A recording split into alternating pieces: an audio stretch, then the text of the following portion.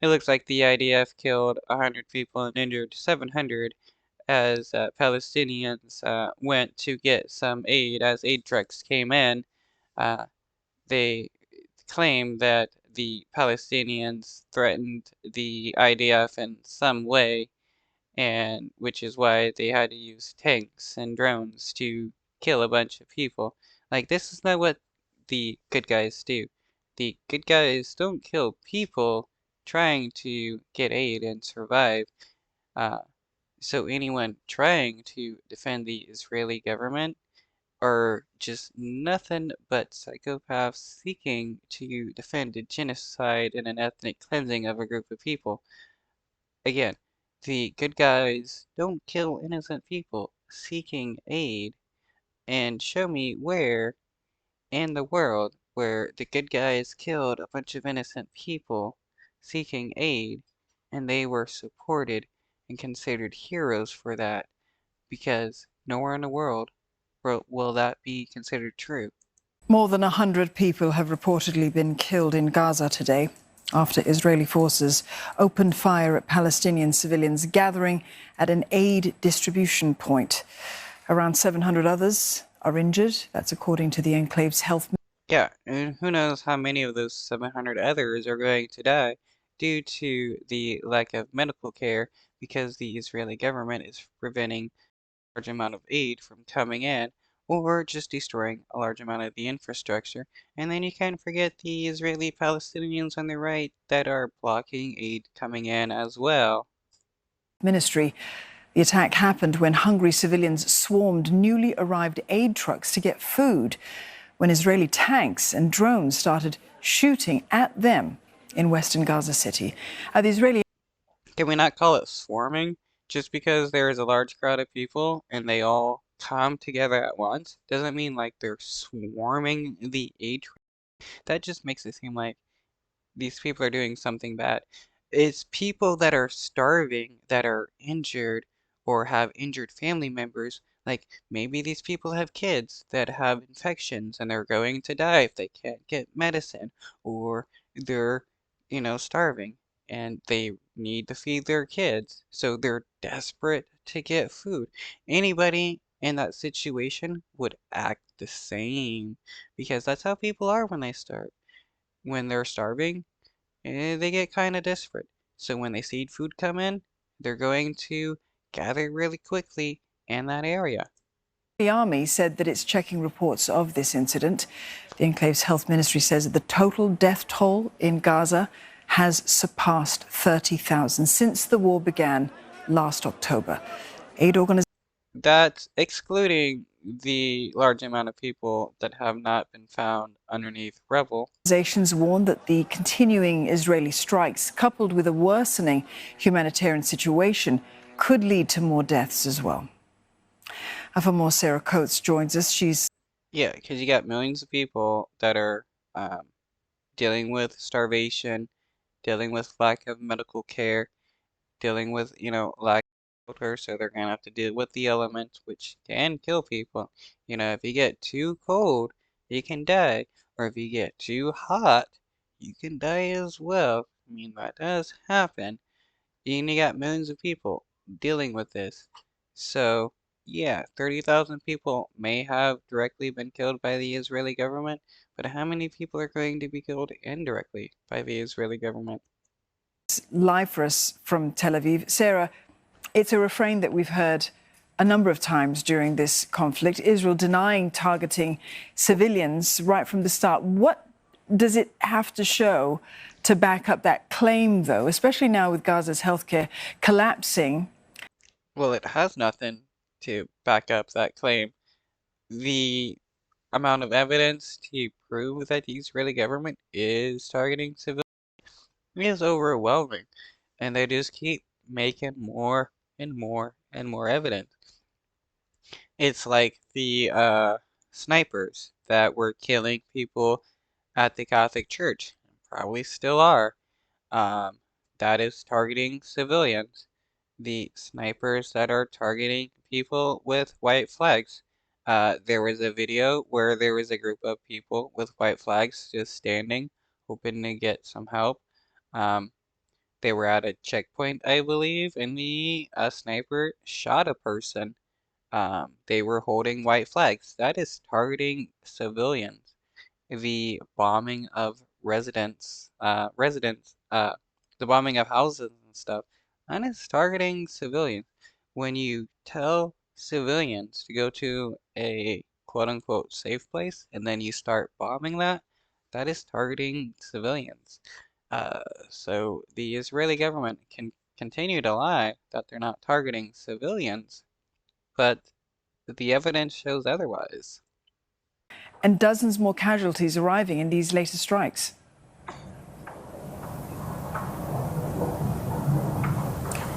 Hello, Dawn. Extremely concerning incident that you were just speaking about there. We are hearing from doctors on the ground inside Gaza saying that they are only able to administer very basic first aid in the hospitals to the victims of this attack just a number of hours ago, simply because they do not have the provisions to actually deal with the more serious casualties. So they are actually.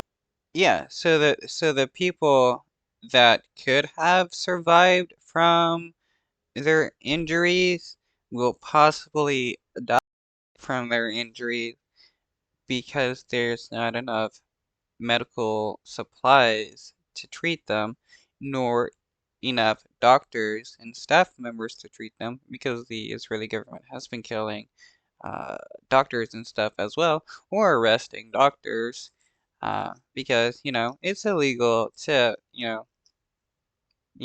help people live. It's the Israeli government is not the good guys. The good guys would not prevent doctors and stuff from being able to treat innocent people or survivors because uh you know even if it's an enemy combatant, once they're wounded and stuff and they're you know not a threat anymore, you're not allowed to kill them. It's like the IDF troops that pretended to be civilians and went to the hospital and killed people.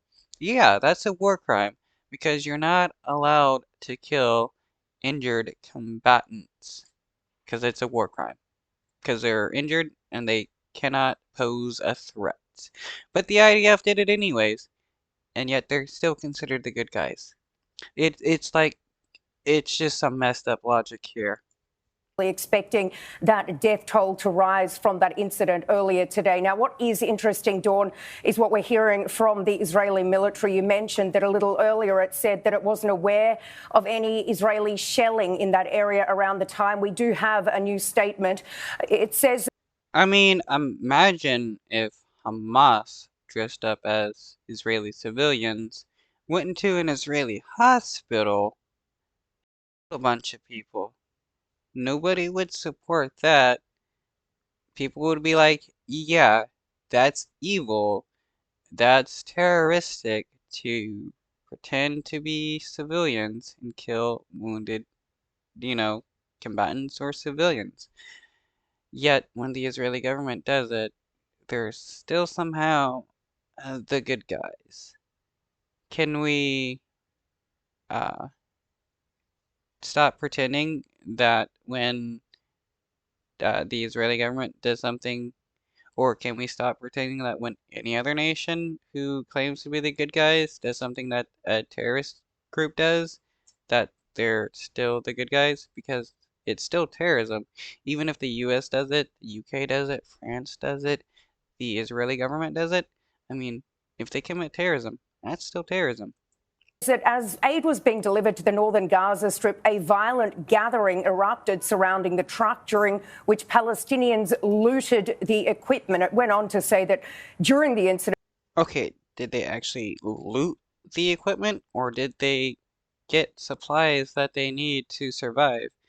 I mean, if you haven't eaten for a week or so, you're going to be pretty desperate for food because you're going to be on the verge of starving.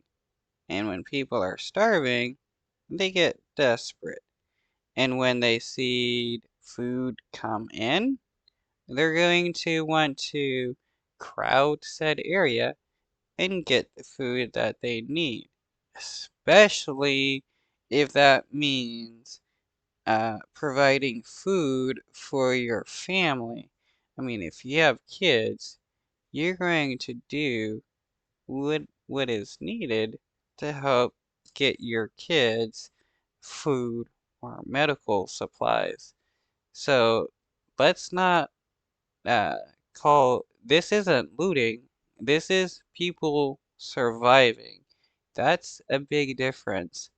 Uh, Looting is just taking what you don't need. Surviving is surviving. Dozens of Gazans were injured as a result of the pushing and trampling, saying it is under review. According, though, to Okay, were these people actually injured from other people trampling them? Or were they actually injured from the Israeli? another security source, a military source on the ground, some of the crowds began moving toward Israeli forces in the area in a way that, quote, endangered Israeli troops. And this is Okay, so why were Israeli troops in the area anyways? Like, I mean, if this is a aid point for Palestinians, what's the purpose of the Israeli government being there, or the IDF? Like, is this just their excuse to attack Palestinians? I mean, anybody. I mean, these IDF people obviously know that the Palestinians are, struggling to survive. So their excuse of, oh, because Palestinians were a threat to us, so we had to shoot them is bogus, especially when you have several people that are in tanks. And you got, you know, anybody else that are on the ground, you know, they're in armor. So what? You're afraid of, starving people? It's pathetic how cowardly these people truly are.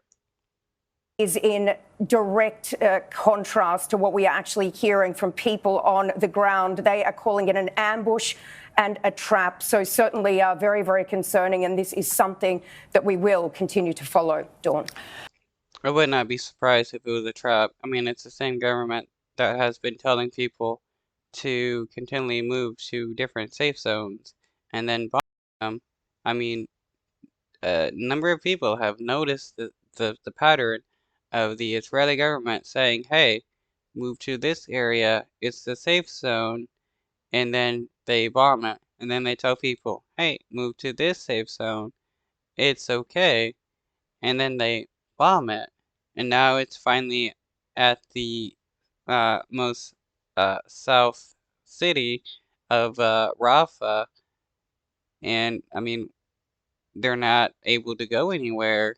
Uh, so like, what is supposed to happen to these 1.5 like million plus people? Just let the Israeli government bomb them? Sarah, we have word that several UN agencies are saying that they're facing a lot of difficulty delivering that humanitarian aid to the southern city of Rafah. Now, if Rafah were to become the center of conflict, something that we have been saying is a possibility, is there still a safe place for the many, many displaced Palestinians who are sheltering there? No, it's not a safe place because the Israeli government is going to bomb them, and once Ramadan ends, they're going to send in ground forces to just massacre as many people as they can under the guise of seeking out hostages. I mean, we can't really believe that the Israeli government cares about the hostages. I mean, first we had the idea of killing 3 hostages, waving white flags, speaking in Hebrew, asking for help, and, Bibi Netanyahu and the Israeli commander did nothing about that. And then you have uh, 3 hostages killed in an airstrike while 2 were saved, and nothing happened about that. And then you have 10 hostages that were killed in an airstrike, and again, nothing happened about that. along with all the other hostages that may have been killed while being forced to pretend to be civilians, along with the hostages stuck in tunnels that the IDF is flooding. I mean, we cannot pretend that the Israeli government cares about the hostages or that Bibi Netanyahu cares about the hostages when he is willing to put their lives at risk.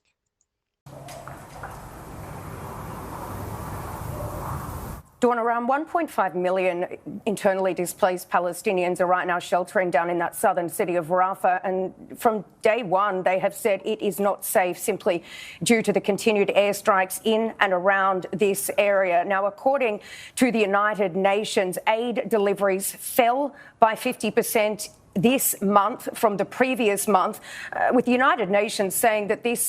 Yeah, some of that is due to Israeli citizens on the right blocking aid coming into the Gaza area through the Egyptian and Gaza border, claiming that the aid is being sent to Hamas. They don't care whatsoever if that is true or not. All they want to see is Palestinians suffer. This is due to closures by obstacles like security due to military operations down in that southern city of. I mean, if these people truly believe that the aid is being given to Hamas, I mean, it's not their right, but they could set up a situation where, uh, you know, they create an organization where they help aid be given to Palestinians, maybe in some way feeding Palestinians and stuff. But that's not what they're wanting to do. All they want to do is stop aid from being given to kids and babies and innocent people. Because these people on the right, they don't truly care about what happens to innocent people. All they want to see is suffering. Rafah, we're also hearing from a number of aid groups that their workers have been denied visas to come into Israel to then go into Gaza, while others have been given visas for very short periods of time, like 1 to 2 months. Now, you did mention this international. Isn't it kind of hilarious how dependent the Israeli government is upon Palestinians coming into work? Because due to the war and the restrictions on visas, uh, the Israeli government has had a hard time with construction because there's not enough Palestinians coming in to do construction work. It's like the United States when they restrict migrants coming in. Once that happens, there is a decrease on the amount of construction or agriculture work and stuff like that because there's not enough foreign work to fill these jobs and do the work, especially work that a lot of the citizens of that nation do not want to do.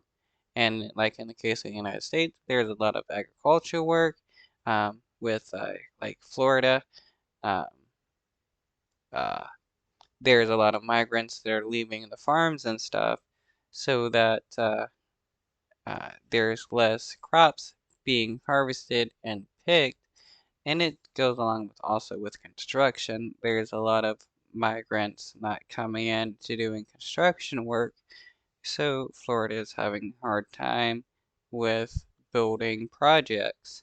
Uh, the Israeli government is having the same issue, and it just shows how dependent they are upon uh, foreign people coming in to do some work because the nationals don't want to do it.